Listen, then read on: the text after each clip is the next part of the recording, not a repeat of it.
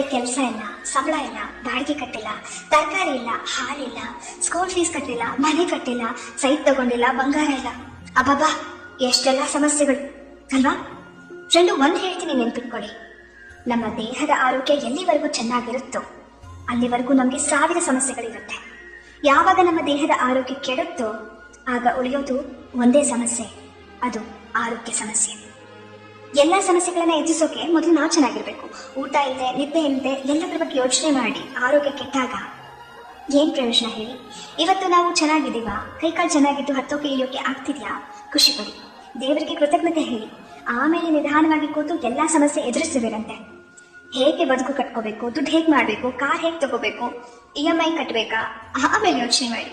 ಆದ್ರೆ ಅದೆಲ್ಲದಕ್ಕಿಂತ ಮುಖ್ಯವಾದದ್ದು ಸರಿಯಾದ ಊಟದ ಕ್ರಮ, ನಿದ್ದೆ, ವ್ಯಾಯಾಮ, ಮನಸ್ಸು ದೇಹನ ದೃಢವಾಗಿಟ್ಕೊಳ್ಳೋದು.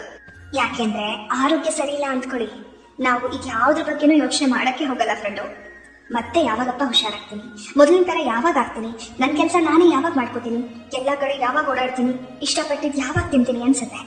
ನಿಮ್ಮ ಆರೋಗ್ಯವನ್ನ ಜೋಪಾನವಾಗಿ ನೋಡ್ಕೊಳ್ಳಿ, ನಿಮ್ಮ ದೇಹವನ್ನ ಪ್ರೀತಿಸಿ, ರಕ್ಷಿಸಿ, ಆರೈಕೆ ಮಾಡಿ.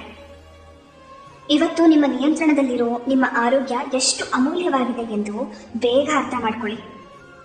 ಎನ್ನ ಕಾಲೇ ಕಂಬ, ದೇಹವೇ ದೇಗುಲ, ಶಿರವೇ ಹೊನ್ನ ಕಳಶವಯ್ಯ ಎಂಬ ಬಸವಣ್ಣನವರ ವಚನದಂತೆ ನಮ್ಮ ದೇಹ ಶಿವ ನೆಲೆಸುವ ದೇವಾಲಯವಾಗಲಿ, ಆರೋಗ್ಯವೇ ಮಹಾಭಾಗ್ಯವಾಗಲಿ.